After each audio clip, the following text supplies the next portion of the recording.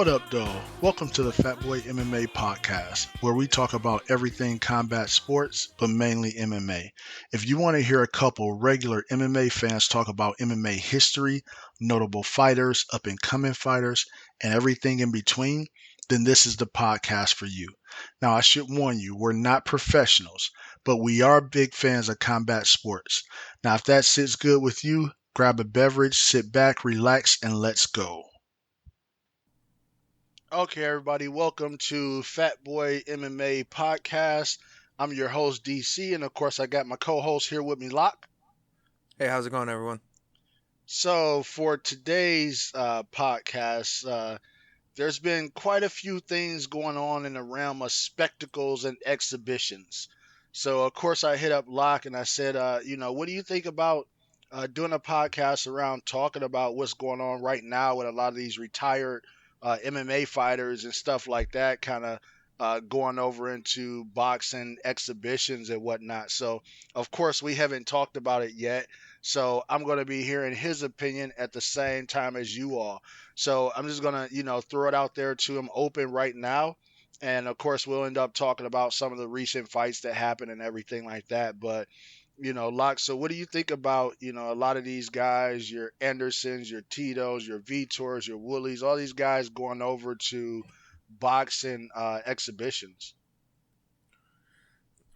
Well, I think just in your question, that's several different questions. What do I think of these guys going to boxing? Anderson Silva, Tito Ortiz. Okay, that's two very different questions as to what I think of those things. But Don't talk about my hero, Tito. I do have a. It's one of those things where it's polarizing for me because I'm all over the place as far as my opinions on it. I like any opportunity that offers like free agency for these guys to go out and make some money and compete, and these guys are getting big paydays out of it, which I appreciate. We've always known boxing is the money sport, and I think boxing's finally done a good job of just embracing it and saying, well, you know what, maybe you guys did rise in popularity, we're just going to scalp your talent and make them do our sport, and we're back on top again.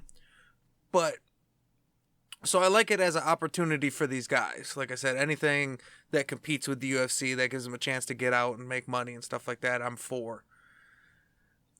What I don't like is I think the way that some of these MMA fighters are portrayed in some of these fights, in the exhibition fights. So what do you mean by the way that they're portrayed? Kind of the way that they're built up in the hype, or what do you mean? Or kind of the outcome of what happens? So I think with MMA fighters in this exhibition boxing world right now, I think they take a real WWE approach to the UFC fighters.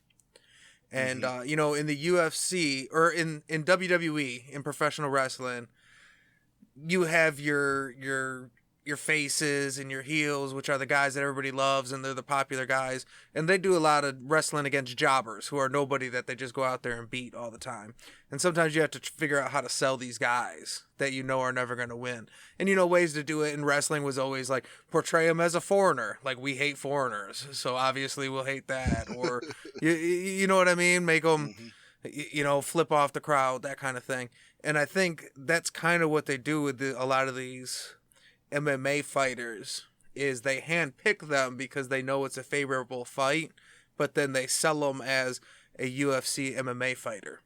So I think, for example, Tyron Woodley sold more against Jake Paul, and I know it's because Jake Paul is there too, but I'm saying the general public cared more about him as a UFC fighter that was a 5-time champion that was going to box the YouTuber, versus when Tyron Woodley was actually fighting and nobody gave a fuck and he sold terrible numbers. You know what I mean? He couldn't sell a pay-per-view. Mm-hmm. No, so I think they can kind of package them as an MMA fighter when it's really a hand-picked fight, but it's like a cachet that is going to draw in the people's attention. Yeah, no, I definitely think they're hand-picked fights.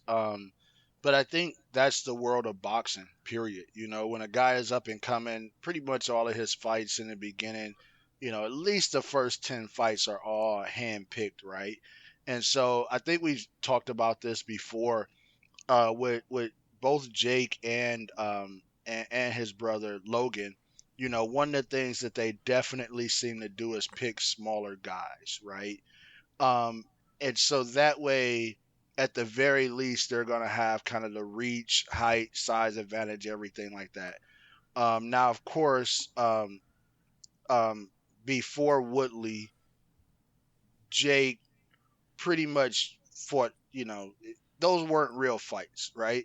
Right. Woodley was a legitimate fight, even though he was undersized. That was a legitimate fight and a legitimate threat to Jake. But it was Yeah. still hand picked, right? He's Right. not going to pick the MMA fighter that Jake is what probably 6'1", 6'2", over 200 pounds, cuts down. He's not going to pick that equivalent in MMA or boxing, right? So, at least no time soon. So, and the same with his brother, right? So, I think that's a part of what boxing is, but I definitely agree with you. It's sold that way, but everything started in this whole MMA world with the wrestling stuff. Everything started with chill, and Connor was Chael 2.0. And I don't ever see MMA going back. And now for everybody, they believe this is how you sell a fight. Doesn't matter if it's an MMA fight, a boxing match. It doesn't matter if it's an exhibition. It doesn't matter if it's little people wrestling, right? This is how you sell a fight. And unfortunately, for a lot of people, I think it gets them out of the game. People like Mayweather, people like Connor, people like Chael. This doesn't take them mentally out of the game when they do this, right? But for some people like Woodley, I don't think that he's good at trash talk or anything at all. I think he's too emotional even when he tries not to show it, because those emotions may not be lashing out emotions, but like with him and Jake, I do think the emotions were, I have to go out here and knock him out. And now, even when you catch him with a good shot and drop him, now when you go back out, you're not boxing anymore. Everything is trying for the one shot, you Yeah. know? And I think that's the emotional thing. Well, and I think that's one of the reasons he was handpicked. Because on top of that, his fighting style has always been a little bit plotting. Like he's Hmm. explosive when he explodes, but it's like one punch at a time or a Hmm. big takedown. But Tyron Woodley's made a career out of fighting fairly boring a lot of times. He Hmm. doesn't throw punches in bunches. It's not his style. And I think they knew that going in, figuring if I'm the bigger guy, if I can weather some of those explosions, he's not a guy that's going to keep coming. Yeah, Woodley, even if you go back and watch a lot of his early fights, what it seems like he does, he counters for the big strike. And if the big strike hurts you, he pounces. But he waits for the big strike. Yeah. And, even if you go back to, the fight with him and, uh, uh, I'm going to forget everybody's name I'm about to name. The one of the original AKA guys from Ultimate Fighter 1, Koscheck. You look Okay. at the Koscheck fight. You look at the what's his name that just fought this past weekend. Um, that moved up in weight from the UK.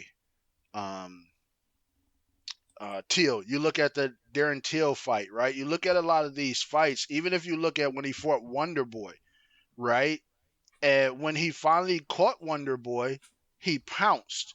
But it's like he waits for that strike to hit you with a good counter, and if that counter stumbles you at all, he's going to pounce, and that's when he starts throwing more punches or whatever else, right? So I definitely agree, and that goes to your point. I do think that these things are handpicked, but once again, that's boxing. I think MMA is a different animal. I think MMA is handpicked too, but in a different way.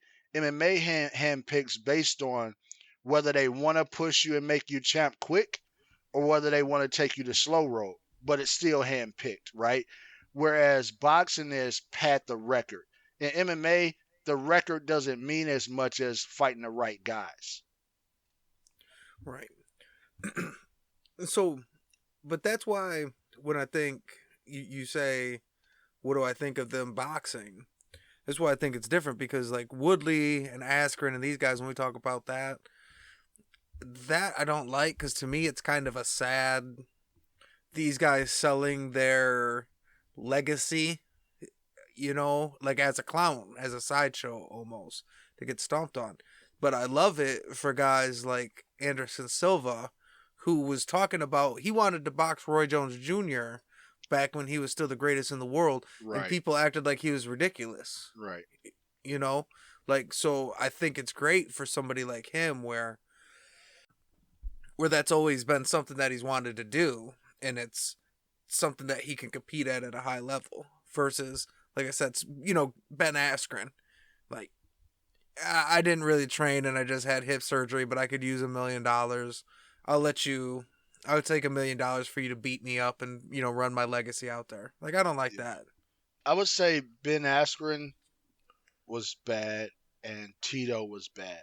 But I don't put Woodley in that category, right? Because I think we still have a very sound, in shape, not dealing with a bunch of injuries Woodley. Is he the Woodley of old? No. But I don't see it as a sad case, like you said, when I look at when I look at Askren, who never really made a lot of money in his career. Like you said, is coming off of that hip surgery, looked in absolute terrible shape. Trained I think 3 weeks for the fight or something. When he did the little where you was following him around training, like that was terrible. And Tito, obviously, I always thought that Tito was a smart businessman, but he must be bad with money because it seems like he had made some smart business moves early on. Even like when he was on the Ultimate Fighter, if you remember, negotiating his contract where all of his team had to wear his actual gear instead of whoever they had at that time. I don't even think it was Reebok, whoever they had, but instead they had to wear all punishment gear, right? But a lot of things that he's done lately, you question whether he's really hurting for money or kind of what's going on. And that leads me to something else that I had a question of. What do you think, like, should Tito had taken that fight at 195? What do you think about that decision? I don't think it would have mattered much. I think it's if he thought he could make it. It's ridiculous that he took it and then complained that he had to make it. Like, I you agree. signed the contract. You can't do that. Like, just Hmm. don't sign the contract. You know what I Hmm. mean? And Anderson had competed at 205, so you could Hmm. have made that the clause, whatever. Um, so I don't like that he signed it and then complained about it, but I don't think it would have mattered. I think even he didn't make the weight anyways, so it's a Yeah. relevant conversation. You know Uh, what I mean? So it's not yeah. like he sucked all the way down and killed himself in a sauna, and uh, and then came out sucked. You know what I mean? No, he just is not good enough. He's not a boxer. Yeah. Well, see, I have two opinions on that. One, I don't think he should have took the fight at 195. And I do think he sucked himself down to 200. I think is what he hit. Because I don't think he's that or has ever been that good at cutting weight. And I think it's already a hard cut for him getting a 205, and that extra 5 pounds I think is a lot. But to your point, you don't sign the contract at that weight. At that point in time, that's nobody's fault but yours. And the reason why I think it was fair for Anderson to request the fight at 195, Anderson fought 99% of his career at 185. Tito at 205. That's a meet in the middle, right? So I don't see it being unfair to say let's meet in the middle between 185 and 205 for this boxing. And to your point, once you decide yes, I'll do that, don't complain and trash the guy and all of a sudden start questioning his integrity and everything like that because that's the whole point of negotiation. It's a negotiation. If you can't do 195, you should have negotiated for 200 pounds then. You should have said, okay, maybe not 205. What about 200? You fought at 205 before. That's where I was at. I'm comfortable coming down 5 pounds, right? Now, whether it would have made a difference in the fight, I agree with you. I don't think it would because Tito has been very, very slow as far as punching his entire life. Even in his heyday, he was a throw a couple punches and take you to the ground and pound kind of guy, right? And all of his last few MMA fights, he was really, really slow. Even, the last win I remember him having was against Bader. And Bader, he ended up winning that fight by what was it, guillotine, I think. But he still looks really slow in that fight.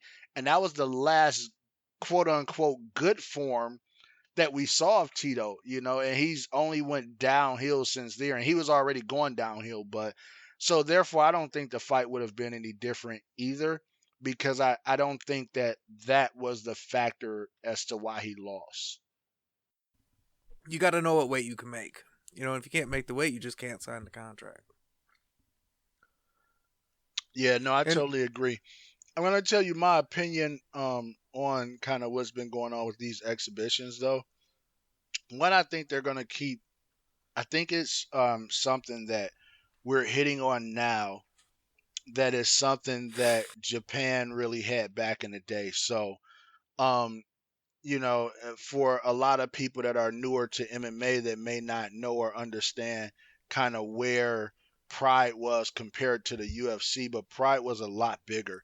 Now, I don't know about pay-per-view numbers because, of course, it was over in Japan, and a lot of those things are skewed. But what I do know is in America, the biggest attendance in the UFC was, well, I don't think this fight was in America. I think it was in Australia or New Zealand. But biggest UFC attendance was Whitaker versus Adesanya, and that was a little over 57,000, right? The biggest Pride show was actually Crow Cup versus Sakuraba, and it was 91,000. And we're talking about this was back in 2002, right? So what Pride and what Japan was really good at doing was selling the spectacle.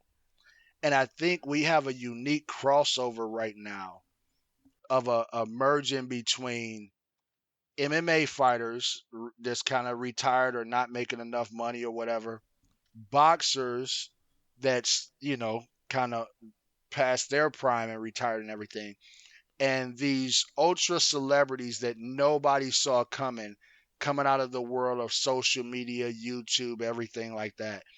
And the numbers, when you merge those things because people want to see a spectacle, if you think about it, it's what Pride did back in the day. They took pro wrestlers, aka their big celebrities, and put them against real fighters and all type of weird size matchups and everything like that, and it became the biggest thing ever that people had to see. And I think that now in America we're coming upon something like that, and the numbers show, because although it's not the best boxer, the best MMA fighter or anything like that in the world, the numbers show that these are things that people want to see. well, yeah, I mean, it said Jake Paul did what, a 500,000 buys versus Woodley. Yeah, yeah. I Well, mean, the Mayweather and Logan, I think that did like not it didn't do Mayweather Connor numbers, but they were pretty. I know it was over 1 million buys, so it was a big, big fight. But even looking at the Connor Mayweather, people want to see these spectacles of these different kind of worlds of people colliding in a boxing ring. yeah, definitely. But that's what I don't like. So I don't like the spectacle boxing that the MMA fighters are getting into. I like the guys that are actually good boxers that want to compete. So I like Anderson Silva. I like Vitor too. I think it's good that Vitor gets a chance to, you know, I'm not a huge, Vitor fan or whatever, but boxing a little bit at the end of the career, like, I mean, that's his hands is what he's known for, right? that brings up another question. So of course, as we know, Vitor won his fight, Anderson won his fight on the same card. It really hasn't been talked about what's next for them. Vitor wants Jake. That's never going to happen. I think Vitor is too big, too strong, and his hands are too fast for Jake's people to put him in that situation. So that fight's not happening anytime soon. But what about a replay of Silva versus Belfort, but now in the boxing ring? No kicks this time. No front kick to the No no front front kicks. kick to the face. That's Anderson Silva is the reason that Vitor Belfort went to boxing, and then Anderson Silva followed him there too. Oh, so what do you think about that matchup? So I like it, but I don't think that's the next fight. I think that's the big fight. I think the game plan would be better served to give them each another can or two and build some real momentum with them, and then sell like a super fight against the two of them, but this time in a boxing match. No, I like that. I like that. I'm gonna tell you what's funny about Vitor. Before this fight, actually before the Woodley fight, um, Faraz Sahabi was on a couple of podcasts and stuff, and he talked about um, kind of one of the reasons why certain people is likely to be on some type of enhanced substance for these fights. And he talked about how the UFC is now and how different that is than everything else combat sports, and how MMA itself is different than boxing or these spectacles. So the UFC seems to be the most tested. Next is MMA kind of as a whole in America, right? Followed by boxing, and now these exhibitions, he talked about basically how there's no testing that goes on with these exhibitions. And of course, as we know, and Bisping had a whole little tirade about his arch nemesis Vitor Belfort. He was like, "Oh, he's having a third. He's having a third puberty peak. Look at all those muscles." So, we know that they're likely to be on something, which I think also helps with um, the emergence over in the boxing, because if it's one thing that we definitely know for sure, when these guys get off of whatever they're on, one of the first things that seem to go, other than their muscles, is their chin. The chin is not the same off of the drugs than on the drugs, right? But we know these guys have a lot of knowledge. Um, a lot of these guys, you know, do have hands and can box, but now you add in the fountain of youth of whatever pill or needle, they're using or whatever. So, in this world of, you know, spectacle boxing now, right? Um, who would you like to see them fight, and what do you think about the fact that this is might be the thing to help them get more longevity, because they're not going to be drug tested, especially like the way that the UFC is. Who do I want to see in a spectacle boxing So, match? so in other words, who do you want to see? You mentioned both Silva and Belfort having some other fights first. Who would you want to see them fight, and what do you think about especially with Vitor, the reemergence of TRT Vitor?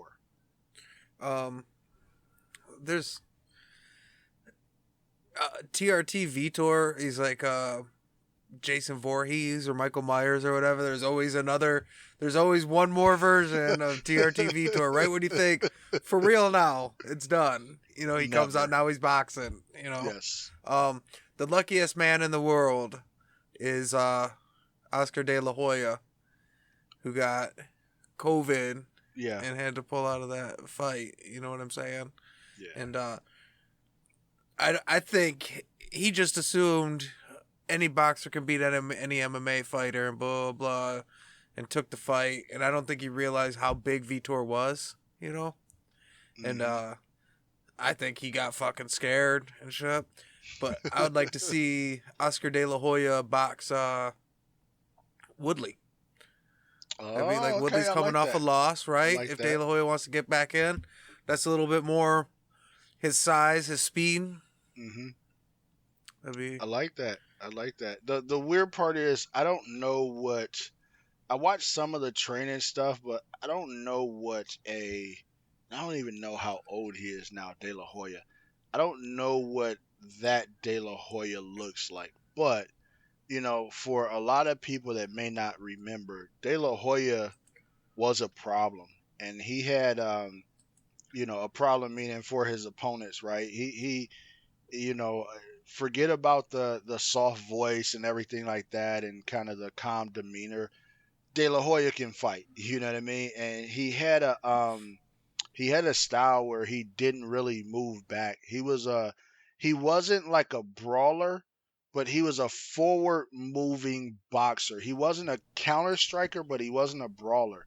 And so I think he would be a big problem for a person like Woodley, but I have no idea what he would be at his age. Matter of fact, let me see how old is De La Hoya. I know he's he's older than 48. me. 48? Okay. Yeah, so I don't know what a 48-year-old De La Hoya is like. And my guess is, on top of kind of what you said, my guess is De La Hoya trying to get back in shape, in particular boxing shape. He knew he wasn't going to be ready, especially for a person like Vitor. But if he's smart, he's still working, he's still moving toward it. So now he'll be in that much better shape for whoever the opponent is coming up. Well, and Woodley, they're closer in size. Woodley's a bigger guy, but Woodley's also shorter. Hmm. And De La Hoya is his boxing style would go well against Woodley, who's Yes. what I mean, more of a slower fighter. And like you said, people forget De La Hoya. Even Dana White admitted, like, don't sleep on De La Hoya as a boxer. He's amazing. Yeah. No, De La Hoya. I mean, I was never a fan of De La Hoya's.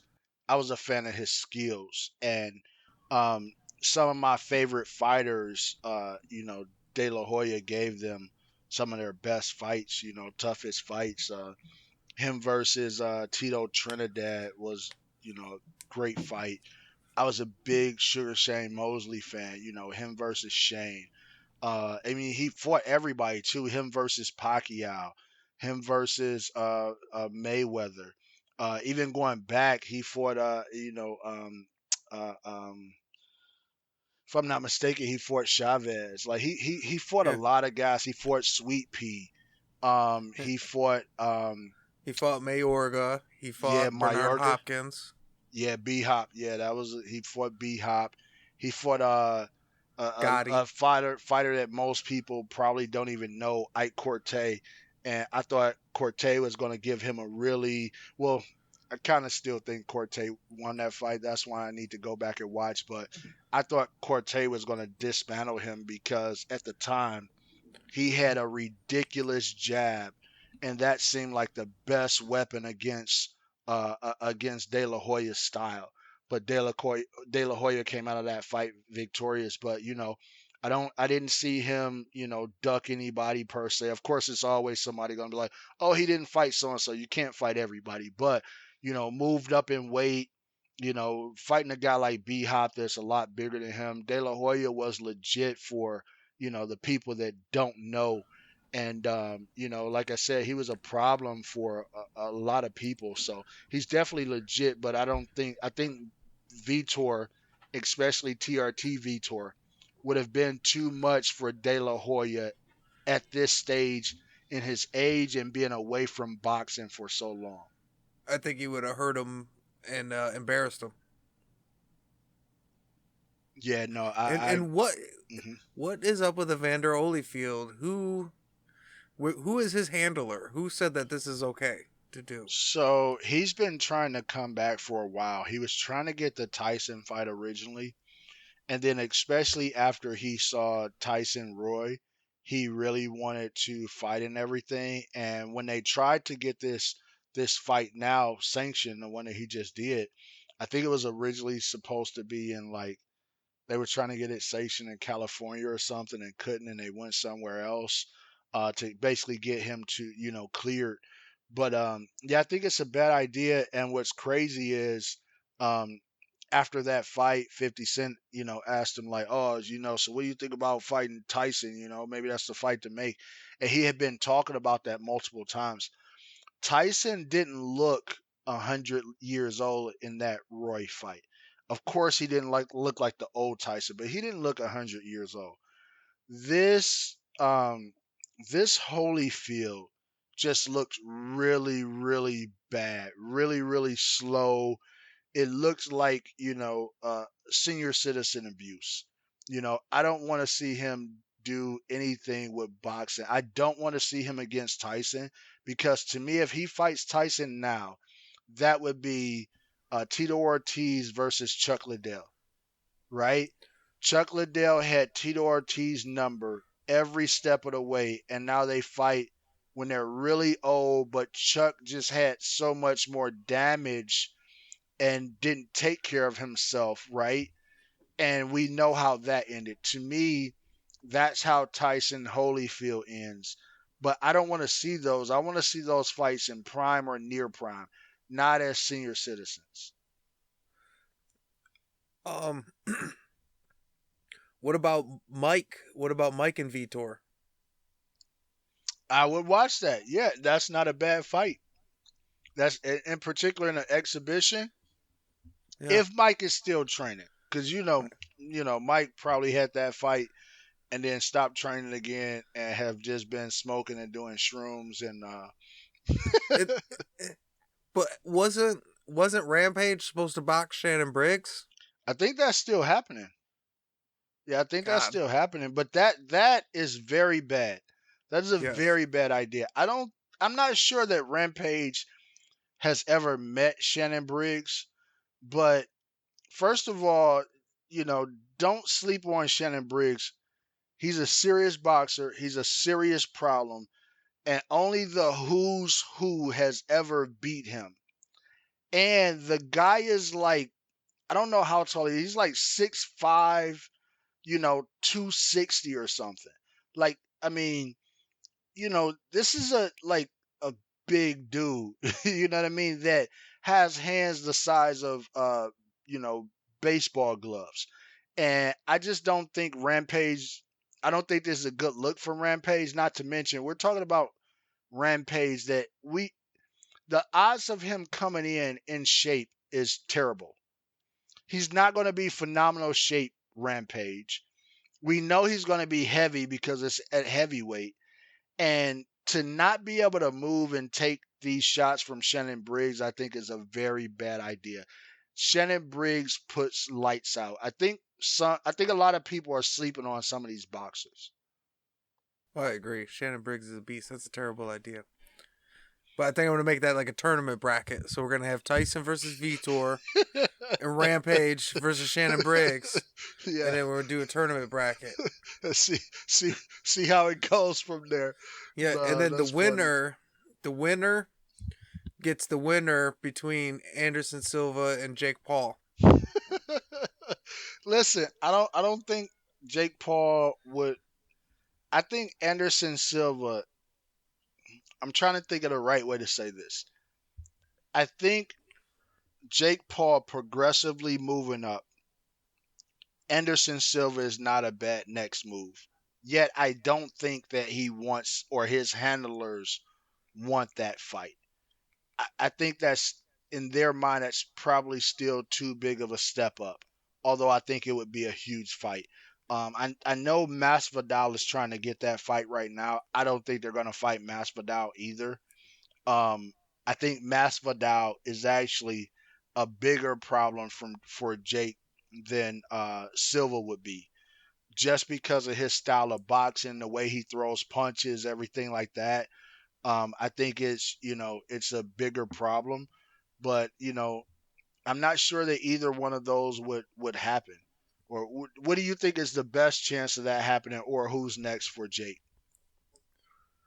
Well, the Anderson Silva could happen. They're both fighting for Triller, right? Yeah, well, I think that Masvidal was trying. No, I think Masvidal was trying to get the UFC to do something. But yeah, so you're right. Both Anderson and Jake is fighting for Triller. Right. And Dana White flat out said none of his guys are fighting the UFC. That's why Jake Paul is safe to sit here and call all these guys out, because anybody that's under UFC contract will not be able to fight him. Hmm. But yeah, I think they both beat his ass. I mean, we could argue the semantics over which one beats his ass more. And that'd be fun. Actually, I could talk for a while about these different guys beating up Jake Hmm. Paul and shit. But then Jake Paul might go out and win, and that now we're the Hey, fucking dummies that hey, just promoting that shit. listen. The only Hey, the the Go ahead. kid is big and he works hard and he's fairly Yeah. athletic, and people keep sleeping on him, and he is building a fight resume, and like you said, that is how you do it. Yep. People think of MMA where you test yourself and you get, some early losses and stuff like that. That's not the boxing model. Right. It's not. Yeah. The boxing model, you could be 11-0 and you will box a guy that's 4-14. Yep. Yep. Exactly. Exactly. And now you're working your jab, you're just learning, you're going through training camps, that kind of thing. Yeah. So it's a And different type of sometimes it's building to go. literally they're just trying to get a different style than what you saw before, but they don't want to get the best at that style. They want to ease you along. You know what I mean? So, but the biggest difference is Jake Paul is getting like high level boxer paydays for building his resume. And but I've heard people, talk about trying to get him to fight or saying he should fight, and they're naming like top level boxers. And I don't want to see that happen, right? And this is the reason why. The top level box, like somebody literally said Canelo. And it was like, are you trying to kill the kid? Like, Yeah. like Jake Paul said Canelo. Jake Paul said he wants to Jake fight Canelo. Paul has listen. Jake Paul was a kid sniffing glue. Okay, so we can't go off of what he says, right? But I think what he did, his little list. I think that list was just a part of the character of who he is, right? I don't think that was ever anything serious. I think that's the character of who he is. But let's not be mistaken. Canelo would kill Jake Paul. And, Oh, Canelo, destroy him. exactly. And this is the thing whatever supplements Jake Paul may be taking, Canelo has his own supplements. You know what I mean? A lot of the boxers, once again, because the testing isn't, nobody has UFC level testing. Most of these guys are on something. If you remember, that's the reason why Mayweather was so adamant about him and Pacquiao basically doing the same type of testing that the UFC does with the random all the way through and everything like that. And I will say this, and I'm a fan of Pacquiao, but whether it was Mayweather's skills or the testing, Pacquiao looked the most ordinary you have ever seen him in his entire life, right? And certain people are really big on that because when they look at other fighters, they may see stuff that you, I, or the general public don't see. And as we know, that was a big thing with GSP and Hendricks. And as you know, I think Hendricks won that fight, but Hendricks was never the same after that fight. And GSP left the UFC to retire. And I know he had some things outside of the UFC, but that was a big factor. He thought there were too many guys basically cheating and using drugs. And until something was put in place to create an even playing field, he didn't want to do it. He gave the same type of offer that Mayweather did with Pacquiao. He said he would pay for all of the testing, so it wasn't even going to cost Hendricks anything. You know what I mean? So I think that's a big factor. But Canelo has supplements from Mexico meat. You know, Mexico beef or chicken or whatever the claim was. So The horse meat, was it? I think horse meat was what's his name, heavyweight UFC, Oh, what was his name, Overeem. Overeem, Yeah, your boy. Overeem Yeah, was the it's horse all your meat. guys. Your Yeah. guys are the Hey, steroid hey, guys. hey. Some of my guys like supplements. I don't know what That's to why say. you were a Pride fan. You are a Exactly. Japanese fight fan. You just want Yes. to see big guys with big muscles Hey, and fucking. and big muscles, tattoos, and spectacles. Hey, I'm with it though because look, people talk a lot of shit about Barry Bonds, but if I go to a baseball game, I want to watch the ball hit into the San Francisco Bay. Right. You know what I'm Yeah. saying? And they're out there with the canoes Right. trying to go get the Exactly. ball and shit. That's Exactly. You don't dope. even see You that know? anymore. Yeah. Nobody wants to watch, skinny Barry Bonds leg out a double. Fuck that. Fuck that. Juice up. Let's do it. I think what they need to do is do MMA. Just do an unlimited division. You know what I mean? Vitor wants to do what he wants to do. Yeah. It's Have it's a, like the MCU. He's like a supervillain. Like TRT Vitor. You let him out of a cage yeah, on I fight think you day. can do like you know how in your favorite sport, Brazilian Jiu-Jitsu, you know how they have like the unlimited class, or what do they call it? They don't call it they call it the absolute, right? Where you Hmm. have like your individual class or whatever, and if you win that, you can go to absolute. They should have something like that for fighters, where it's like we're not testing. This isn't like you have a bunch of stuff that's just not there, and if a person wants to go over there and test themselves, they can. And it's one of those things where it's open, it's understood. You're not saying go do drugs, but hey, if you do drugs, we're not testing. I mean, if you think about it, that is how Brazilian Jiu Jitsu is. I don't think there's anybody in high level Brazilian Jiu Jitsu today that's not on some type of supplements, right? It's all of the you watch those guys, especially your Gordon Ryan and a lot of those guys. You look at how big and solid they got, how quick. And when you're doing that much jujitsu and rolling all the time, it's hard to build size because you're burning so many calories. So when you see those guys get really big like that, or you see I forget his name, Brazilian dude, like his neck is still like bigger than his head. And you see those guys like that. I mean, when you're doing a lot of jujitsu and rolling, it's a lot of kind of cardio and everything like that. It's not easy to build size. Most of those guys are on some type of nice supplements. Maybe. I don't know. Some people are built to grapple, though. Look at wrestlers. You go to the Midwest, just go anywhere in Iowa, and go find a wrestling room. You're going to find a guy with a neck that just spends his whole day grappling, expending energy. It's just, still has a neck the size of a horse. Sure. I agree. I think the world of wrestling has a lot of drugs in it, but also I Yeah. think the world of wrestling is different. One of the big reasons why the old school thought process of the Midwest wrestler is what it is was the Midwest were the hard kind of the blue collar workers, and everything was that blue collar thought process of everything, right? And there was a lot of hitting the weight room really hard. There was a lot of things that went into that, but um, as we know, a lot of those wrestlers, especially the ones that went over to MMA, were the ones that always got popped for drugs. I don't think a lot of those guys are clean, right? Yeah. Um, but I do think there's a few factors in there, but especially today, modern day, and this is something Faraz Zahabi said, which I totally believe.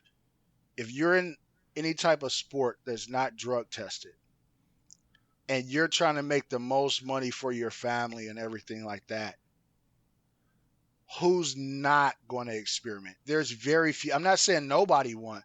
I'm saying there's very few people when you're talking about millions of dollars on the table and no Yeah. drug testing that's not going to take something. Yeah, you may not be, taking Mr. Olympia, bodybuilding level drugs, but you might get a little HGH shot. Call up Joe Rogan, get you a little HGH shot, or a little TRT. I mean, Well, yeah.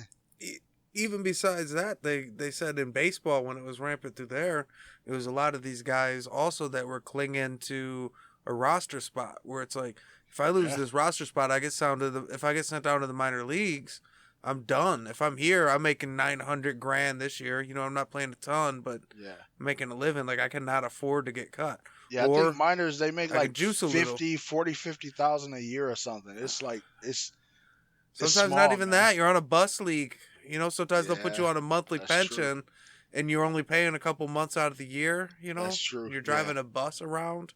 yeah, You yeah, were you were pitching for the fucking Yankees. You know. yeah. But I'm gonna tell you what's funny. That's the thing about it. I mean, some of the most spectacular moments that we saw in MMA was before drug testing. The only problem is the guy that's not on drugs. So we need to mandate that everybody's on drugs, right?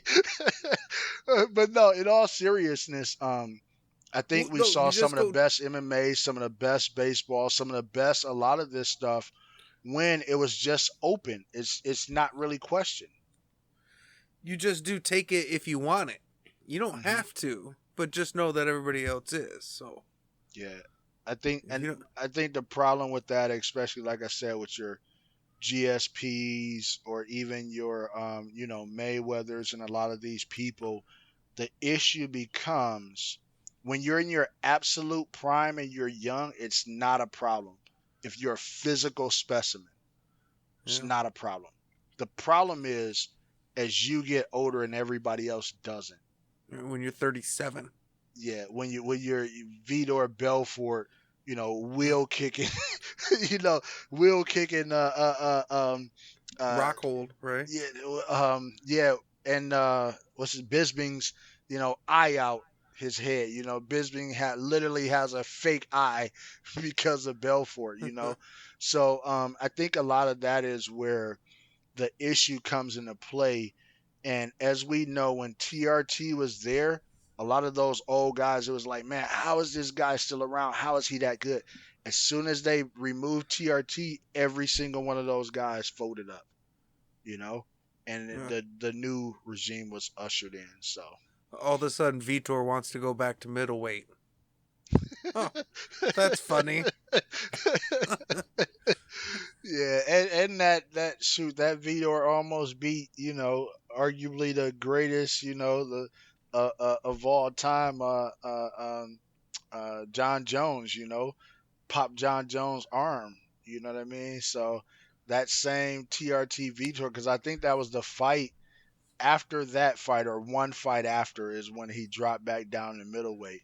So that Vitor, I don't think people understood how scary and dangerous he was, and to even be in a position like that against a specimen like John Jones, who he gave up a lot of size, range, and skill to, just talks about, or it helps you understand what these type of drugs can actually do, you know, for or to a person. You know what I mean? Absolutely. So Um. yeah, go ahead. Oh, well, because one thing I do want to say, and I know this is about the exhibition boxing or Hmm. whatever, and I've already mentioned it on the podcast before, and I'm not trying to hijack it, but I think Hijack it. for MMA fighters, boxing, the exhibition boxing is a thing, you know, and for some people, like I said, like Anderson Silva, Vitor Belfort, these are guys that had dabbled with boxing in the past anyways. I say go for it. But I think the better option and a big option out there now is the bare knuckle boxing, man. Yeah. The I don't know about a lot of the women in bare knuckle boxing. They seem to attract some of the more attractive women, and bare knuckle boxing is probably the last thing you want to do. Yeah, it's probably better for you getting hit in the head because you don't have the big gloves where people can hit you really hard. But there's a lot of damage done with knuckles to your face, right? But for what you said, no, I totally agree. Um, the only thing I would say that's different is because it seemed to be good paydays too. Is how many of those paydays you can get that's sustainable for your lifestyle, because I do think that there's more damage that you have to heal from in bare knuckle boxing. In regular boxing and MMA, the issue is the long term damage. You're not going to Yeah. see it right now. In bare knuckle and everything like that, it's like your hands get really beat up. You may not even be able to train for months, right? Yeah. Let alone in something like MMA where you can take a fight every 4 months, 3 to 4 months, right? So I think that's a factor. And I think that if more people get in the bare knuckle, I think the skill level will go up because you have to be better at placing your punches not to break your hand, right? Right. But that said, I agree with you. I think it's another avenue, and I've checked a few of the bare knuckle boxing fights. I think it's pretty exciting. I think it's a good rival to Triller and kind of the spectacle. Absolutely. So other than that, I pretty much covered everything that I want to talk about. Throw one last thing out there that I think is dope about the spectacle, and I think one of the things that it takes on in the MMA aspect versus the boxing is records do not matter. It's all about the matchup, which once again I think goes over to like the early days of Pride and just fighting in Japan, which I like. There's a lot of matchups I would love to see that never happens because people are at too far ends of the spectrum of ranking or record or whatever else that I want to see. I want to see good matchups, and as we know, styles make fights. So, Yeah. Did you answer what the exhibition match you wanted to see was? um, well, I kind of did with a question, but I like your what you said to that. The next thing that I wanted to see, I thought it would have been really dope to have Silva versus Belfort. But I think Yeah. what you said makes more sense. Let both of them get maybe 2, 3 wins and then build that up as a big thing. I think that, especially looking at how those fights ended and the fact that they are doing exhibitions, I think they easily can get, 2 to 3 fights in over the next year and a half, right?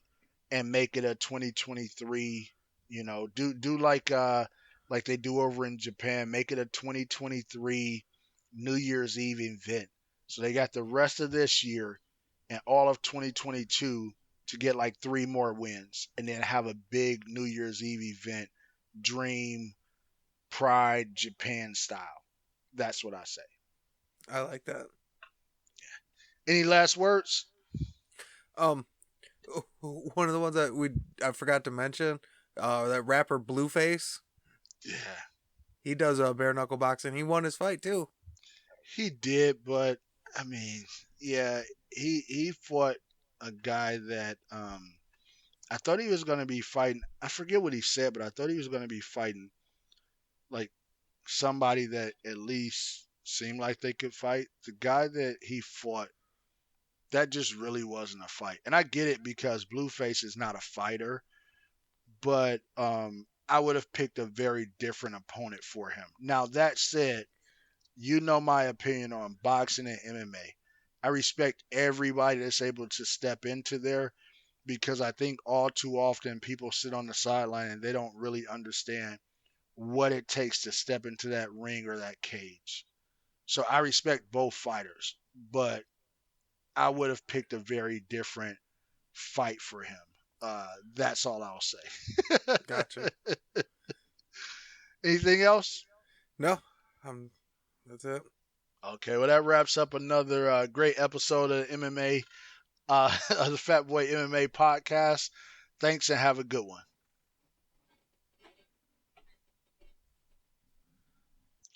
That wraps up another Fat Boy MMA podcast.